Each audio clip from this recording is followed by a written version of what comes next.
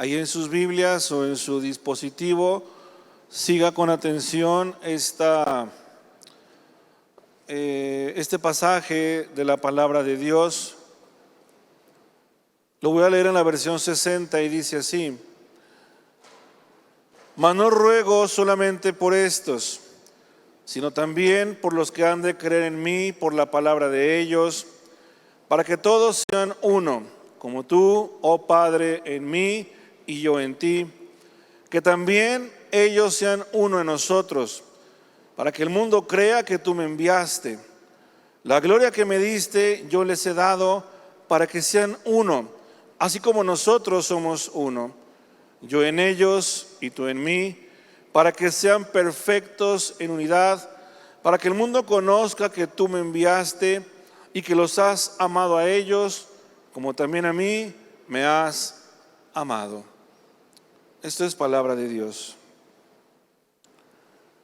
Hoy terminamos este ciclo de mensajes, de reflexiones del capítulo 14 al 17 del Evangelio de Juan. Desde luego que nos tomaría muchísimo más tiempo ver a detalle cada frase, cada palabra de lo que está hablando Jesús en este discurso aquella noche. Estamos tomando algunos aspectos importantes de estos pasajes, hay muchos, todos, y tratamos de centrarnos en ellos. Hoy el título es Uno en Jesús. Ya toca a ustedes en sus casas con calma leer y meditar en cada frase, en cada petición, en cada palabra que nuestro Señor les está dando a sus discípulos.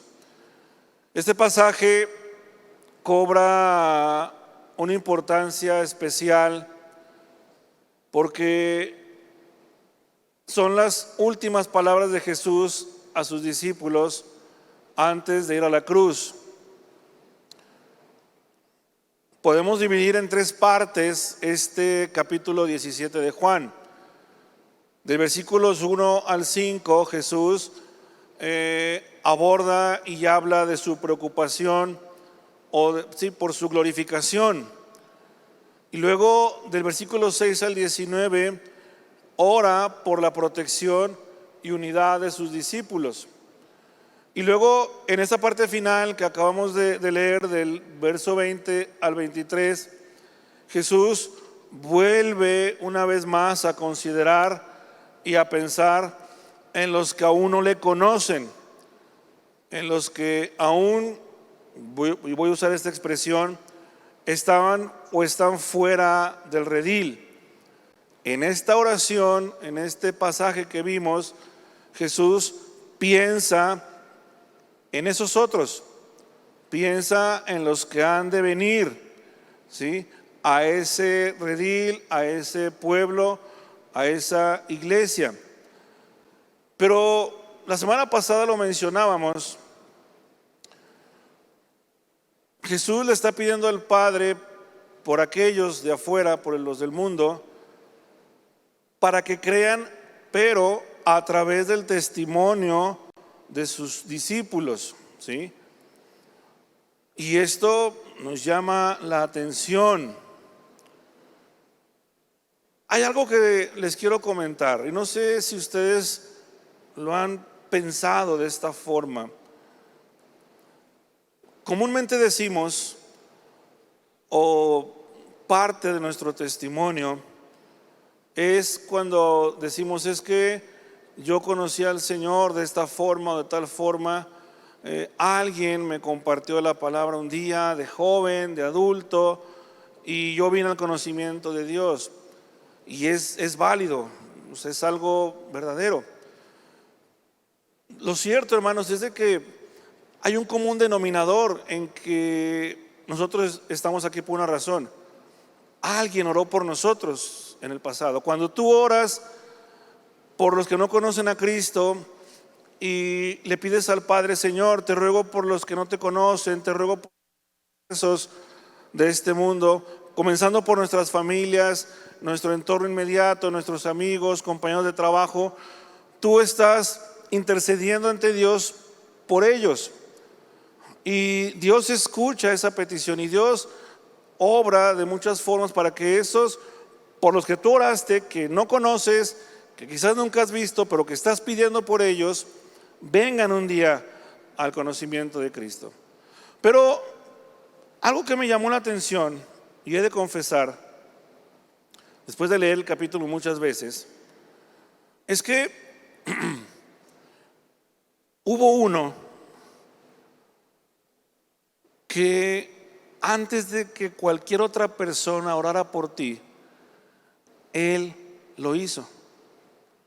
Jesús en esa noche está orando por los suyos y luego está orando por los que han de venir, por los que han de llegar.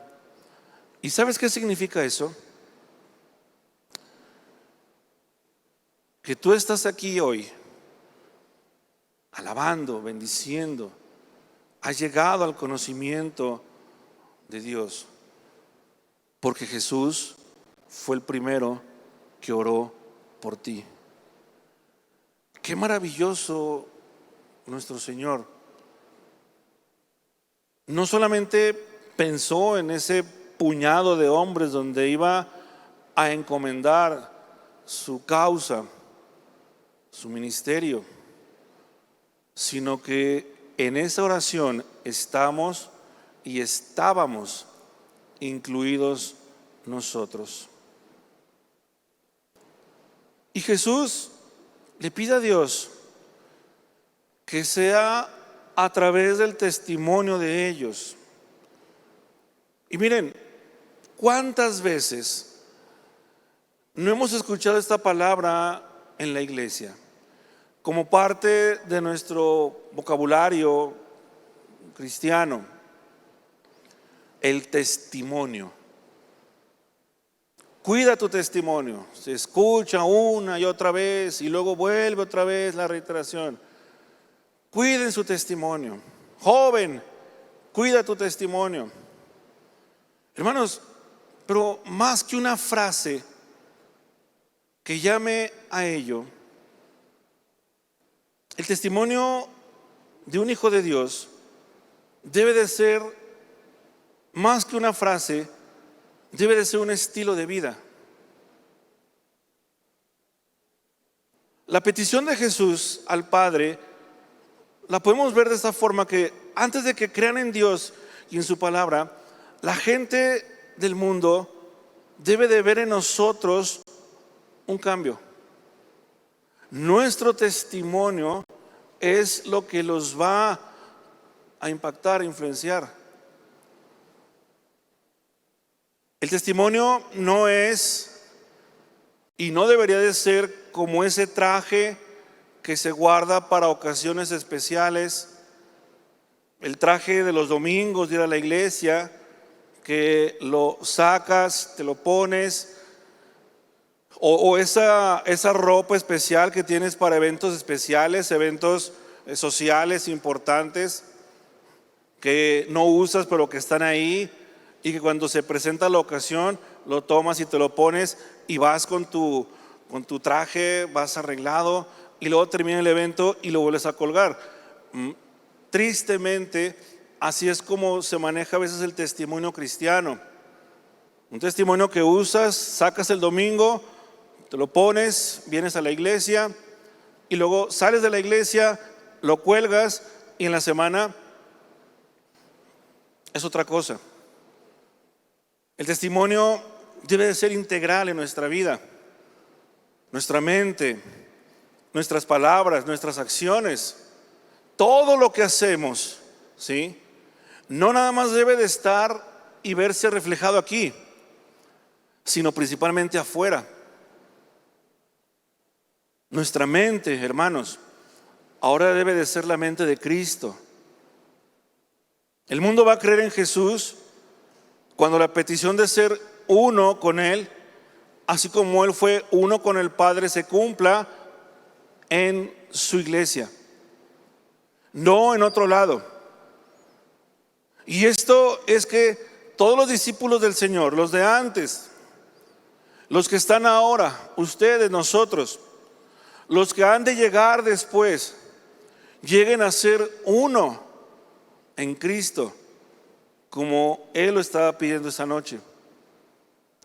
Alan Culpepper es un comentarista bíblico muy reconocido, y él ve en esta petición de Jesús, en este llamado a la unidad universal de todos los creyentes, él lo ve en dos sentidos. Alan Culpepper dice que hay dos sentidos en esta petición. Uno, un sentido redentor, y el otro un sentido misiológico. Redentor porque es para que el mundo crea y sea salvo. Misiológico porque es la iglesia, somos nosotros los que tenemos la encomienda, la misión de anunciar, de proclamar y de enseñar todas las cosas que a nosotros se nos ha dado, haciendo nuevos discípulos de Cristo, y luego esos discípulos hagan otros nuevos discípulos. Jesús dice en esta parte de la oración, y es algo que me dejó pensando varias horas durante la semana. Dice: para que todos sean uno como tú, oh Padre, en mí y yo en ti, que también ellos sean uno en nosotros, para que el mundo crea que tú me enviaste.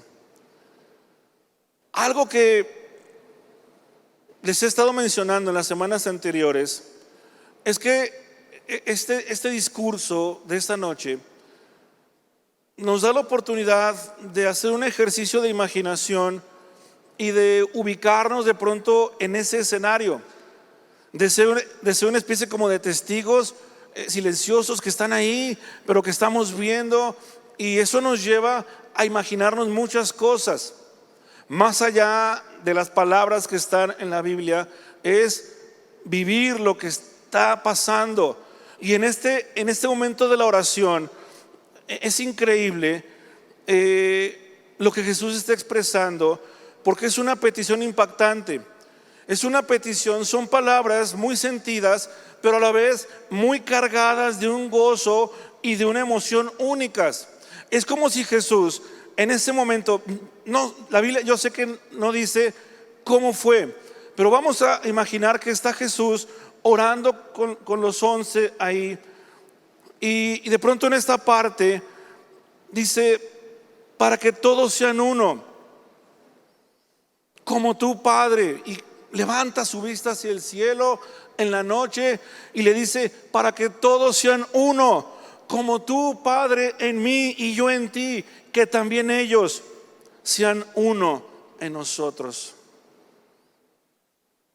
Y es increíble, porque luego en ese momento Jesús, en ese momento de emoción de esta oración, está orando por ellos y luego piensa en los del futuro. Y en Apocalipsis 7, 9 al 10, Juan despliega la siguiente escena. Dice: y he aquí una gran multitud, la cual nadie podía contar, de todas las naciones y tribus y pueblos y lenguas, que estaban delante del trono y en la presencia del Cordero, vestidos de ropas blancas y con palmas en las manos, y clamaban a gran voz diciendo: la salvación pertenece a nuestro Dios, que está sentado en el trono, y al Cordero. Es como si Jesús esa noche viera esta escena increíble. En ese momento, en ese punto de la historia, en ese lugar, ¿sí?, hay una multitud, dice, que nadie puede contar, de todas las naciones y tribus y pueblos y lenguas y ciudades y ranchos y ejidos, iglesias, y todos están ahí siendo uno, alabando y adorando a Dios. Es como si Jesús orara de la siguiente forma, para dejarlo muy en claro. Es como si Jesús orara y dijera: Padre, he orado por la unidad de los discípulos que me diste. Aquí están. Sin embargo, Todos ellos son galileos de este tiempo y de este lugar y de distintos quehaceres en su vida. Pero habrá muchos que también se volverán discípulos como ellos. Y todos aquellos vendrán de toda nación, de toda lengua, de toda cultura, de toda clase, de todo estatus social, de todas las edades, por el resto de la historia. Y es como si Jesús le dijera: Padre, a todos ellos hazlos uno. Pero entonces surge la pregunta incómoda que nos debe de, si somos sensibles y humildes de espíritu y de corazón, es una pregunta que nos lleva a confrontarnos con lo que Jesús está anhelando. ¿Por qué no somos uno?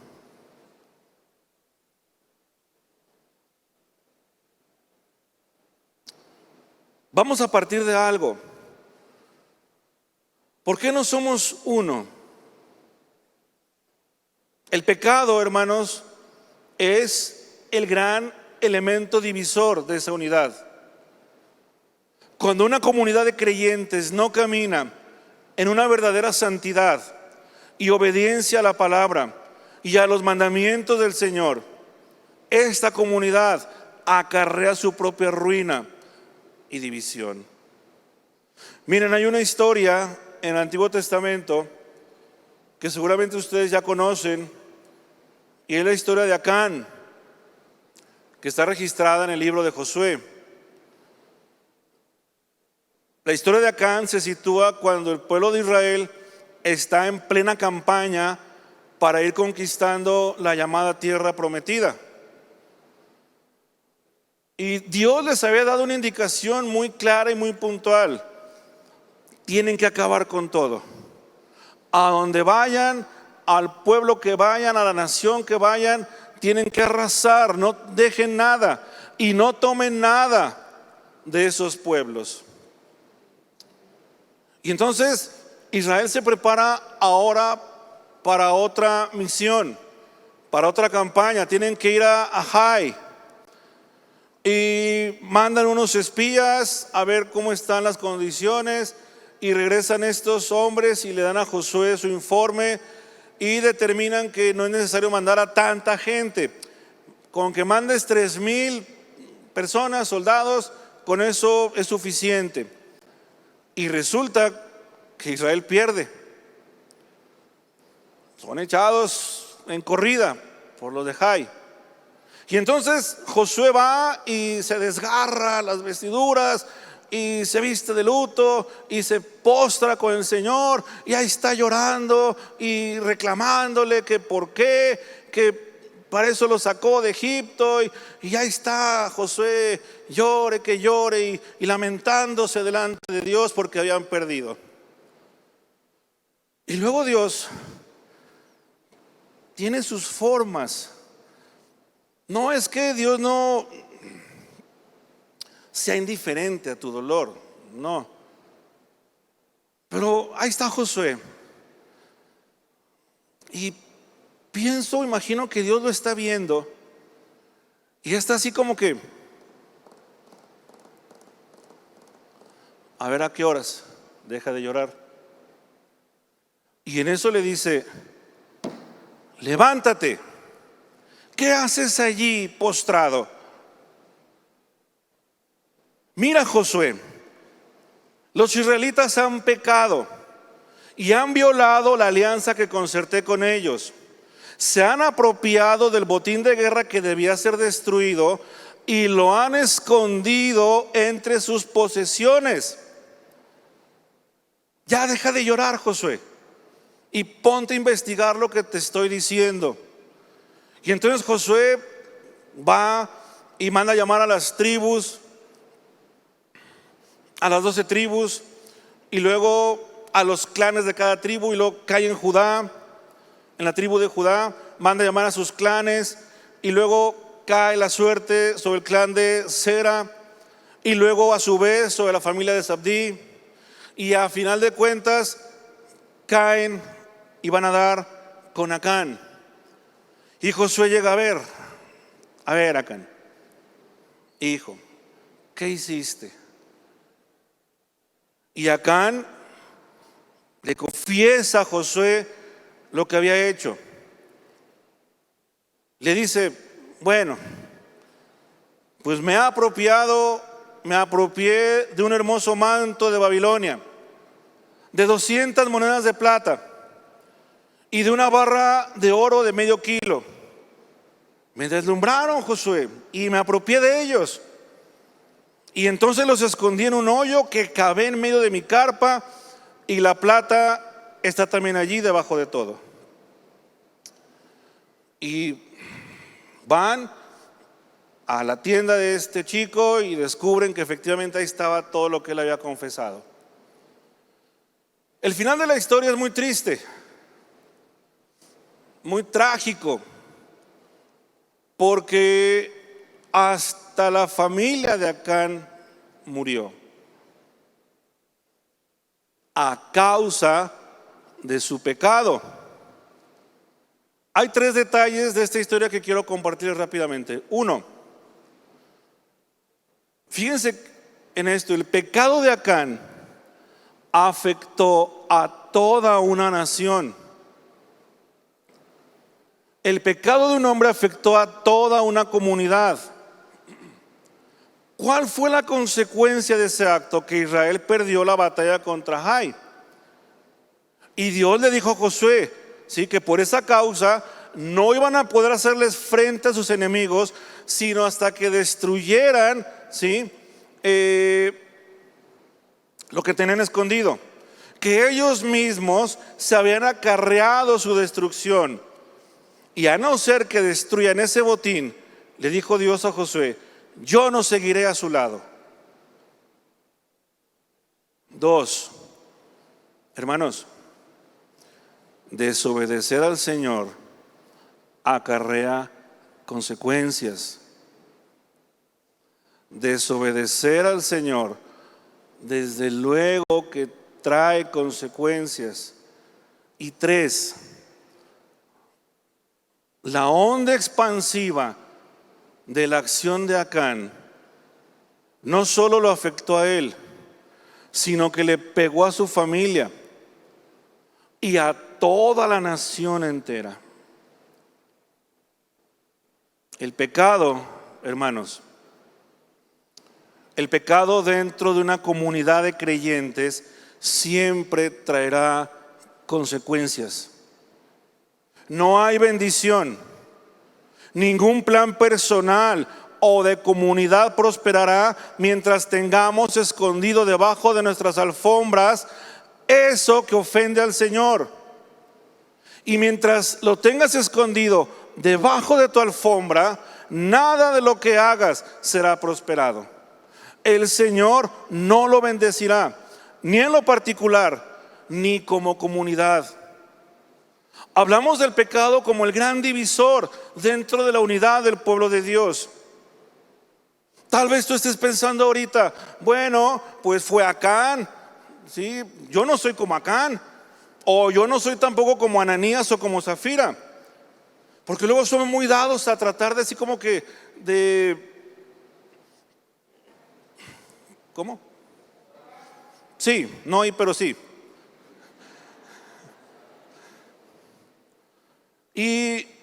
Pero hay otros divisores, hermanos, que también afectan la unidad del pueblo de Dios. Aficiones, inclinaciones políticas, gustos de todo tipo. Somos personas, quiero que pienses en esto. Somos personas con un pensamiento distinto en todos los asuntos de nuestra vida común. Incluso en los temas que tienen que ver con Dios. Miren, no vayamos muy lejos. 2 cosas. Hoy estamos celebrando, conmemorando, recordando el inicio de la llamada Reforma Protestante. Es increíble la cantidad de escritos y de posiciones de dentro de la iglesia que dicen: no, es que Lutero no quiere hacer esto, es que en lugar de reforma es una deforma, es que esto, es que el otro, y así nos vamos. Ya terminó la reforma, viene Navidad y otra vez van a ver otra vez la andanada. No, que el arbolito, que sí, que no, que la Navidad, que el cristiano debe celebrar la Navidad, que es pecado, que los foquitos, que las lucecitas. Y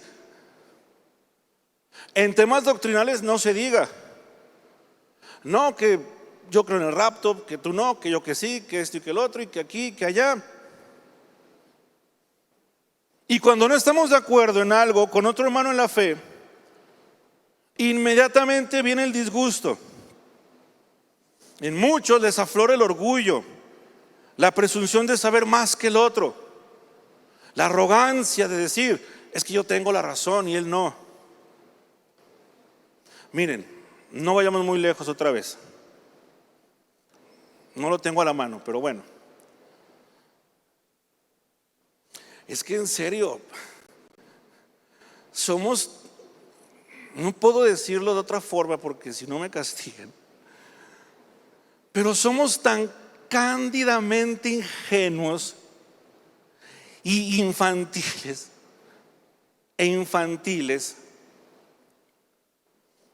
que a veces nos dividimos por la opinión vertida en un grupo de WhatsApp. Que si alguien pone algo en el grupo del... porque eso sí, los grupos de la iglesia son para asuntos de la iglesia, nada más. Ok. Basta con que alguien ponga, diga, escriba algo que no corresponda a ese grupo y se arma la pelotera. Y todos, o sea, tú que no, que sí, que yo. ¿Y saben cuál es al final el resultado? Espero que no haya nadie aquí con ese nombre. Pero ¿saben qué es el final de todo eso? Al final, lo único que va a aparecer en el grupo de WhatsApp de la iglesia es: Jacinto salió del grupo. Nadie se llama Jacinto, ¿verdad? ¿No eres Jacinto Obed? No. ¿Jacinto Adolfo? No, bueno, por eso pensé en ese nombre, porque luego van a decir: ay, el pastor tuvo mi nombre. Pero hermanos, en serio, o sea, aquí es cuando aplica eso de internet. O sea, ¿cómo? O sea, ¿en serio? Sí, es en serio. Y eso divide. Y luego sucede que cuando Jacinto sale del grupo, todos se quedan callados. Ya nadie opina nada. Hasta el día siguiente que vienen los nuevos avisos. Hay otra historia que a mí en lo personal me gusta, me encanta. Y perdón si son términos muy emotivos. Me emociona porque es una historia que también me la imagino. Es una historia de esas que corren en las páginas de la Biblia y que hay que seguirle la pista y su trama. Es la historia de Pedro y Pablo, los dos columnas de la iglesia del Señor, uno para Jerusalén, el otro para los gentiles, ambos con un trasfondo de preparación escolar muy diferentes. Saulo, el gran Saulo, instruido a los pies del maestro Gamaliel, llamado a ser un grande entre el pueblo judío. El otro, todo lo contrario, pescador, sin estudios, mal hablado, violento. Uno caminó con Jesús durante su ministerio, lo vio, lo escuchó, fue testigo de increíbles milagros. El otro recibió su instrucción del mismo Jesús, solamente que resucitado, y de él recibió su instrucción, ni más ni menos. Uno lo negó, maldiciendo, mientras que el otro perseguía a cristianos y los llevaba presos. Dio su aprobación para la muerte de Esteban sin decir nada. Pero el proceso de conversión de ambos fue dramático, fue doloroso, fue largo y de mucha paciencia de parte del Señor. Y resulta que un día, estos dos grandes hombres de Dios, estas dos columnas de la iglesia, tienen un desencuentro que Pablo relata en la carta a los Gálatas. Dice Pablo: pues bien, cuando Pedro fue a Antioquía, le eché en cara su comportamiento condenable. Antes que llegaran algunos de parte de Jacobo, Pedro solía comer con los gentiles. Pero cuando aquellos llegaron, comenzó a retraerse y a separarse de los gentiles por temor a los partidarios de la circuncisión. Entonces los demás judíos se unieron a Pedro en su hipocresía, y hasta el mismo Bernabé se dejó arrastrar por esa conducta hipócrita. Cuando vi que no actuaban rectamente como corresponde a la integridad del evangelio, le dije a Pedro delante de todos: si tú, que eres judío, vives como si no lo fueras, ¿por qué obligas a los gentiles a practicar el judaísmo? Bueno, y si usted lee, Pablo le suelta una letanía todavía más larga. Ahora, la Biblia no dice, la Biblia guarda silencio en cuanto a la actitud o respuesta de Pedro. No sabemos si Pedro le respondió a Pablo, pero yo sí quiero imaginarme. Yo no creo que Pedro se haya quedado callado. O sea, perdón por la muletilla, imagínense que está Pedro ahí,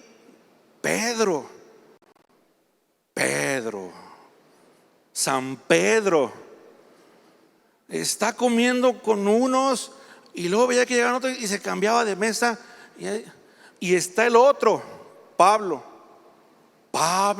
San Pablo, y lo ve. Y delante de todos, porque ni siquiera Pablo tuvo la gentileza de decirle: pero oye, ven.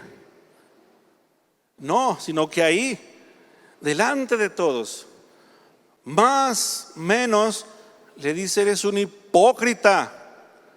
¿Por qué haces esto? ¿A poco creen ustedes que Pedro dijo: hermano Pablo, tienes razón, alabado sea el Señor por tu sabiduría, y tienes mucha razón, Pablo? No, hombre, yo creo que Pedro, a las pulgas de Pedro y a las pulgas del otro, a lo mejor Pedro lo escuchó y mira, ¿y tú qué traes? Diantre de incircunciso. Eran judíos, pero bueno, ya en el calor del enojo: hijo de Satanás, tú ni apóstol eres. Mira, yo soy apóstol de Jesucristo. No es cierto, ni caminaste con él. Y que se agarran, y que se levanta Pedro, y espérate Pedro, no, espérate, no. Y Pablo: pues vente, no te tengo miedo. Y que no, Pablo, espérate, creo que ya están. Y luego, años después, el Pedro anciano, en su segunda epístola, se dirige de una forma especial a Pablo diciendo lo siguiente: pongan atención: y tener entendido que la paciencia de nuestro Señor es para salvación, como también nuestro amado hermano Pablo, según la sabiduría que le ha sido dada, os ha escrito. cómo me emociona.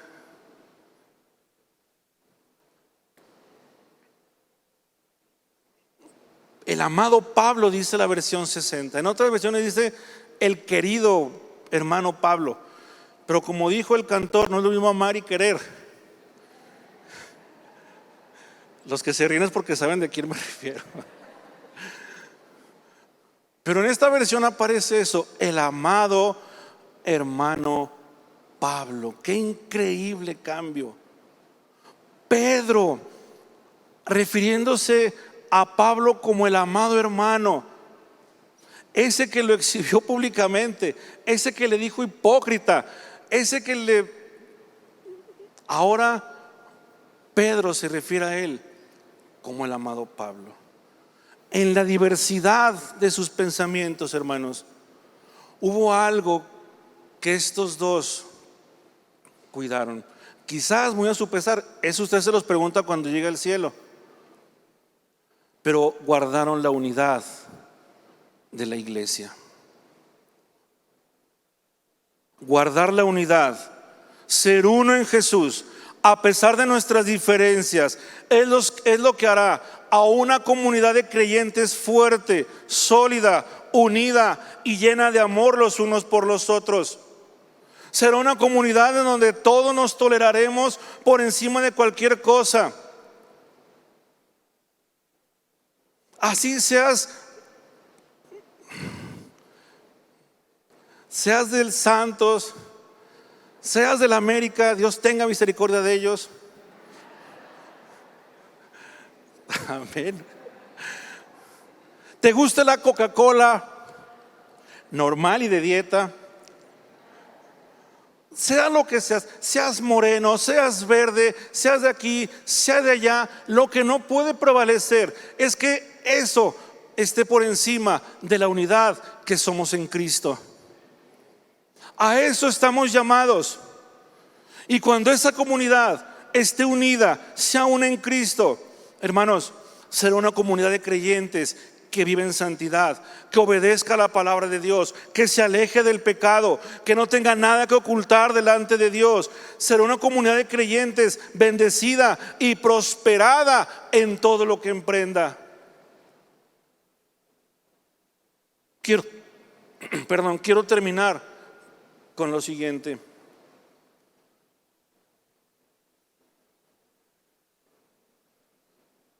La unidad que Jesús tenía en mente era la unidad de la vida compartida en Dios el Padre y Dios el Hijo. Quiero decirte esto: Jesús no oró por una uniformidad o una unidad institucional entre los creyentes, sino por una unidad arraigada en el amor, uniendo las muchas partes diferentes del cuerpo de Jesús. Ese es el reto, ese es el desafío. Tú eres un miembro de un cuerpo universal y de un cuerpo local. Tú eres un miembro, y el reto para nosotros, el desafío al que estamos llamados, es que cada miembro de ese cuerpo local sea uno en Cristo Jesús. Esta uniformidad o este tipo de oración que no hizo nuestro Señor no es una unidad que busque unir al trigo a la cizaña, al justo y al pecador, al rebelde y al obediente. Ni tampoco es una unidad de instituciones, de pensamientos o de otras manifestaciones de tipo religioso o espiritual, pero que sí son un sincretismo religioso y muy peligroso por su mezcla de ideas y pensamientos. Hermanos, lo que Jesús verdaderamente tiene en mente era una unidad, la unidad del Espíritu. Pablo lo dice en Efesios 4:3, dice Pablo: esfuércense por mantener la unidad del Espíritu mediante el vínculo de la paz, porque hay un solo cuerpo y un solo Espíritu, así como también fueron llamados a una sola esperanza, un solo Señor, una sola fe, un solo bautismo, un solo Dios y Padre de todos, que está sobre todos y por medio de todos y en todos. La razón de ser iglesia es nuestra unidad en torno a Jesucristo. Hay algo increíble que sucede cuando la iglesia camina y vive en unidad. Cuando eso sucede, cuando una iglesia vive y camina en unidad, Jesús comparte con su iglesia su gloria. Jesús nos da la gloria de su presencia. Él está aquí hoy. ¿Lo crees? Amén. Jesús nos da la gloria de su palabra. Jesús nos da la gloria de su espíritu. Jesús nos da la gloria de su poder. ¿Cómo entender tan semejante acto de amor cuando Jesús le da a esta iglesia unida, a esa comunidad de creyentes unidos, les da de su poder? Saben que hay dos cosas que han sacudido, creo, nuestras vidas, de Lupita y mía, en estas últimas horas. Una, ayer llegó un mensaje por ahí de mediodía. Betty otra vez pidiéndonos oración. Pepe había entrado al quirófano por tercera vez en 30 días. Y son entradas al quirófano de urgencia. No hay tiempo de preparar, es ya. Y ayer, en esa tercera intervención, al salir del quirófano, no reaccionaba. Tuvieron que hacer un procedimiento los médicos: lavar, desinfectar, abrir y ver dónde estaba el mal. La presión de Pepe estaba en 40/10. Su temperatura estaba en 35 grados. Estaba inconsciente. Cuando yo hablo con Betty, ¿qué le puedo decir? Hermanos, quiero decirles esto sin que lo tomen a mal. Cuando vayan a hacer esto, si tú vas a ver a un enfermo, le vas a hablar a alguien que esté en necesidad, dale palabra, dale una oración. Le dije: hermana, pues vamos a orar. Vamos a orar. Y comenzamos a orar y le pedíamos y en ese momento yo replico el mensaje a la iglesia y ustedes lo reciben y empieza a haber respuesta. Y yo sé que aunque no ponga respuesta, lo ves y dices: hay que orar. Y estamos orando y la comunidad se vuelca en oración por el necesitado, por ese momento. Y estoy orando por Betty y le digo: Señor, todo está en tus manos. Pero porque me decía Betty, anoche nos decía: es que llegó un momento en que los médicos me dijeron: ya no hay nada que hacer, ya lo hicimos todo, ya agotamos todas las instancias. Bueno, cuando todos los semáforos médicos están en rojo, Dios comienza a abrir verdes. Ah, no es por aquí, pues es por ahí, porque Dios es el Señor de la vida. De la vida. Y fuimos en la tarde, oré por Betty y dije: hermana, pues todo está en manos de Dios. Estuve a punto, y lo confieso, estuve a punto de mandar un mensaje nada más a los administradores y decirles: hermanos, estemos preparados porque posiblemente venga esto. Y no lo hice. En la tarde fuimos al hospital, la tarde noche Lupita y yo entré al área de terapia intensiva donde está Pepe.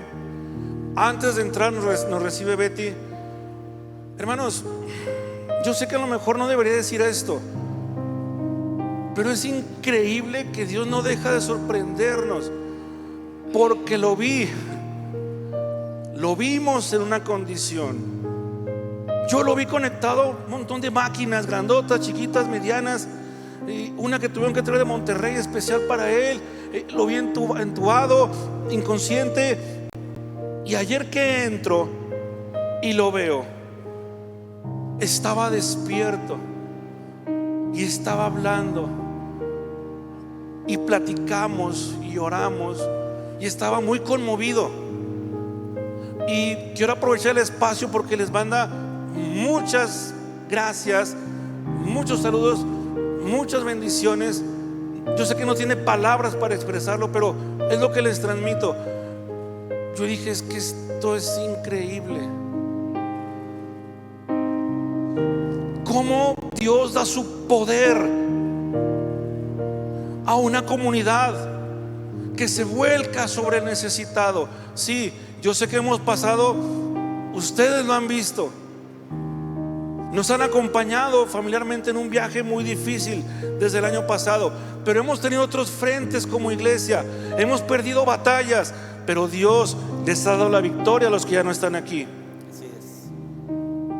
Pero ha sido una lucha constante, y creo que en el propósito de todo esto, a la luz de lo que Jesús está pidiendo, es que la unidad de la iglesia sea fuerte, sea sólida y se solidifique a través de las pruebas. Y el segundo hecho es que hoy llego y ya estaba Gabriel arriba. Después del accidente tan serio, muy serio que tuvo, yo lo vi. Le dije, hermano, es que esto es un milagro de Dios. Y lo pensé, no se lo dije, pensé, esto va para largo.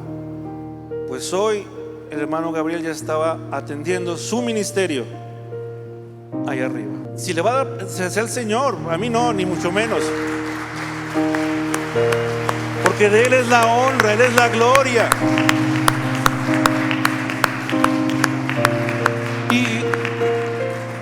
Y ya estaba ya despachando y atendiendo. Dije, hermano, si quiere le bajamos la mesa para que proyecte. No, me canso más caminando que subiendo escalera. Dije, bueno,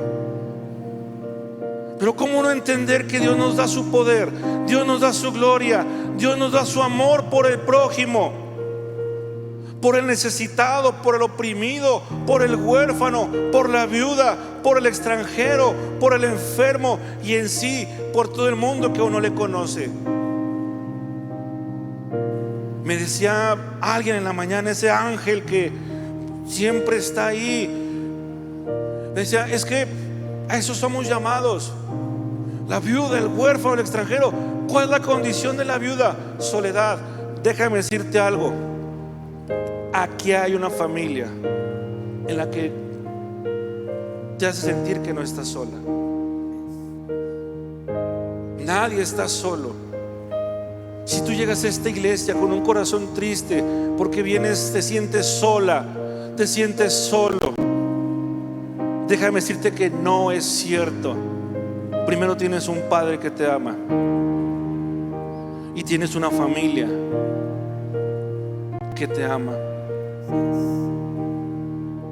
La gloria de Dios, hermanos, es de cierta manera el resplandor, el brillo de su presencia en medio de su iglesia. Y entonces cuando esa comunidad de creyentes, en esa comunidad la gloria de Dios se manifiesta, el testimonio de esa comunidad impacta violentamente la lógica y el sentido común del pensamiento humano. ¿Cómo si todos los semáforos están en rojo? Pues Dios hace los semáforos verdes. Dios abre caminos en las aguas, en las torrenciales lluvias. Dios abre caminos de sequedad, porque Dios hace cosas perfectas. Abre caminos de sequedad para que su pueblo cuando camine no resbale, no tropiece, porque Él va delante de su iglesia. Cuando una iglesia está unida en Cristo, la gloria de Dios se desata y detona un poder increíble. Esa iglesia, esa comunidad comprende y toma ahora para sí todas las causas de aflicción de sus miembros. Lloramos con los que lloran, soportamos a los que están a punto de caer.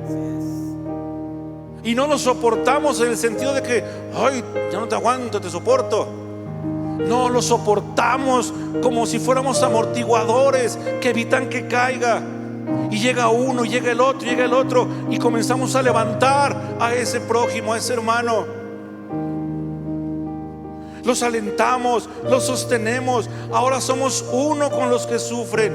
Sus luchas, sus aflicciones, ahora son de todos. En sus alegrías y en sus victorias nos gozamos y nos reímos con ellos. En sus lechos de enfermedad somos uno con ellos. Y te voy a decir algo públicamente: si tú estás padeciendo hoy una situación, no te quedes callado, no te aísles, no lo guardes como si fuera un motivo de pena o de vergüenza. Hay una iglesia que está ahí para ti. Hay una iglesia que te va a soportar. Esa es la unidad, hermanos. Esa es la unidad por la que Jesús le pidió al Padre aquella noche. Una unidad que vaya más allá de nuestros propios impulsos y deseos, aficiones y gustos. Una unidad que abrace a todos por igual. Somos iglesia. Y somos herederos con Jesús. Somos un reino de luz. Y esa iglesia, cuando camina en unidad, despliega la bandera, no esa que nos identifica como denominación. Hay una aún mayor que esa. Esa es la bandera